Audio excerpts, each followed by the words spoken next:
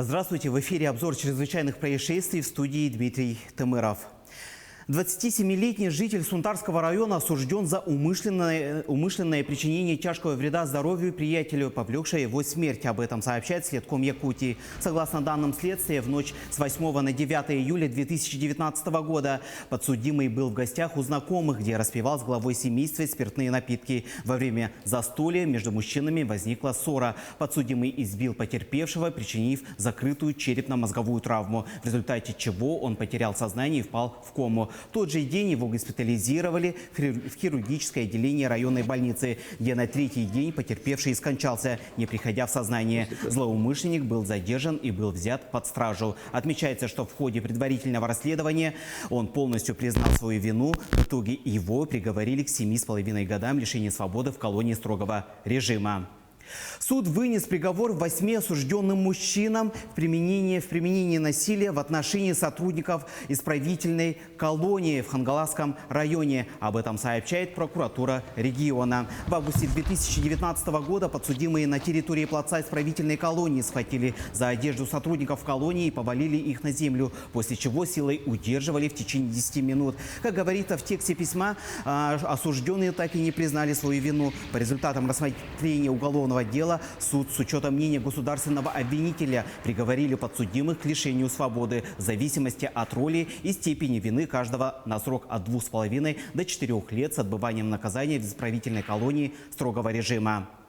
Учредитель и 2 руководителя жилищно-накопительного кооператива обвиняются в причинении имущественного ущерба и мошенничестве на сумму более 159 миллионов рублей. По данным прокуратуры, обвиняемые, зная об отсутствии подконтрольных им организаций разрешительной документации, построили 2 трехэтажных многоквартирных дома с мансардными этажами. Для незаконного строительства данных домов они привлекли деньги 118 граждан, заключив с ними договоры. В отсутствие разрешения на ввод объектов в эксплуатацию 116 граждан лишены права владения, пользования и распоряжения приобретенным им имуществом. 2 гражданам при получении денег помещения вовсе не были предоставлены. Одновременно с этим обвиняемыми заключены заведомо неисполнимые договоры с 14 гражданами с получением у них денег. На данный момент дело направлено в суд. Следователи завершили расследование уголовного дела в отношении бывшего директора Алданского медицинского колледжа. Она обвиняется в хищении денег учреждения в особо крупном размере. По информации Следственного комитета по региону, с апреля 2014 по декабрь 2016 года женщина издавала приказы и давала устные распоряжения подчиненным сотрудникам, на основании которых ей производились выплаты стимулирующего характера. Общая сумма незаконно выплаченных обвиняемой премий составила свыше 1 миллиона 400 тысяч рублей. В цели возмещения ущерба на имущество обвиняемой наложен арест на общую сумму более 3,5 миллионов рублей. 35-летний житель Верхоянского района украл 20 скамеек. Об этом сообщает пресс-служба МВД России по Якутии. Общий ущерб составил около 100 тысяч рублей. Мужчина целенаправленно пошел на место отдыха жителей района с целью кражи ряда скамеек. Отдаленность от населенного пункта позволила демонтировать скамейки и остаться незамеченным. Похищенное он увез на своей машине. Со слов подозреваемого, он украл их, чтобы в дальнейшем продать. В отношении него возбудили уголовное дело по статье «Кража». А вот 24-летний житель Якутска подозревается в угоне. Пресс-служба регионального МВД сообщает, что в дежурную часть поступило заявление об угоне машины, припаркованной на территории одной из производственных баз города. Машина не была заперта, а ключи находились в замке зажигания. Угонщиком оказался разнорабочий данной базы.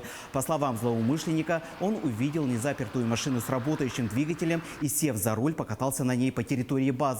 Затем решил выехать в город, но совершил наезд на забор и был замечен сотрудниками охраны, которые и вызвали полицию. За желание покататься на чужом автомобиле мужчине грозит до 5 лет лишения свободы.